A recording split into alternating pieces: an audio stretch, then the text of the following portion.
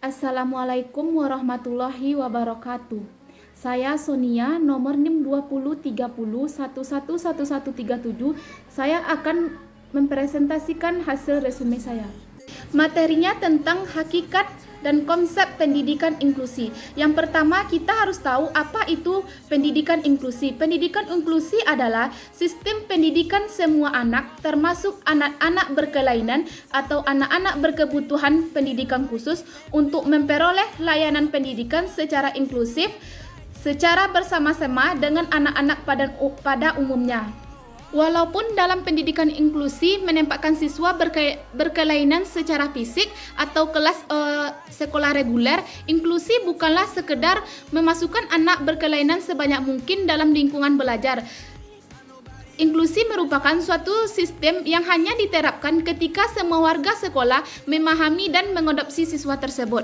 Hakikat dari pendidikan inklusi ini adalah perbedaan tidak lagi dipandang sebagai penyimpangan atau ketidaksengajaan dari sebuah normalitas, melainkan sebagai suatu yang patut disyukuri. Dengan adanya perbedaan, setiap manusia berinteraksi untuk saling melengkapi kekurangannya. Oleh karena itu, dengan adanya perbedaan di antara manusia tidak harus diperlakukan inklusif karena keberagaman yang terjadi di suatu masyarakat adalah sesuatu yang lumrah atau normal. Yang kedua ada landasan pendidikan inklusi. Yang pertama, landasan filosofis. Landasan filosofis adalah landasan yang didasarkan pada keyakinan dari nilai-nilai filosofis suatu bangsa atau masyarakat, yaitu misalnya landasan pada Pancasila.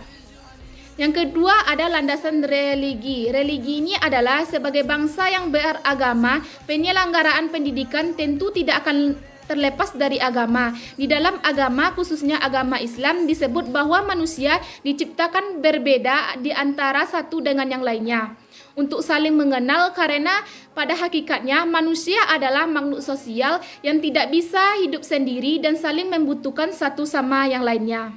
Yang ketiga ada landasan historis. Landasan historis ini adalah zaman dahulu masyarakat sering menganggap bahwa orang-orang yang memiliki keterbatasan khusus adalah sampah. Di suatu sisi, hal ini terjadi karena rasa takut yang tahayul bahwa ibu yang melahirkan anak cacat merupakan hukuman baginya atas dosa-dosa dari nenek moyangnya. Namun dari sisi lain, penolakan itu terjadi karena perjuangan untuk bertahan hidup. Yang keempat adalah landasan yuridis. Landasan yuridis ini adalah berisikan tentang undang-undang.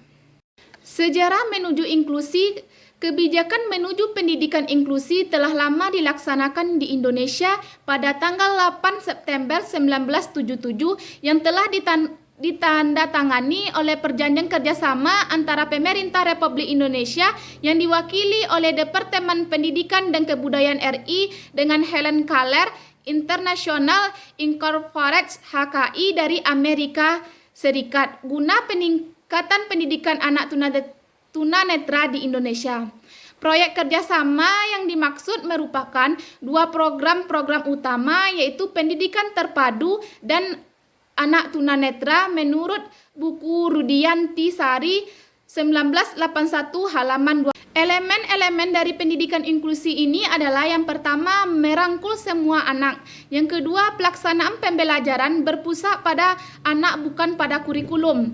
Yang ketiga menghargai dan menerima perbedaan serta keberagaman yang ada pada anak. Yang keempat lingkungan sekolah mudah terjangkau. Yang kelima guru bekerja dalam tim. Yang keenam orang tua harus mengawasi anak dalam melakukan hal-hal dalam kegiatannya.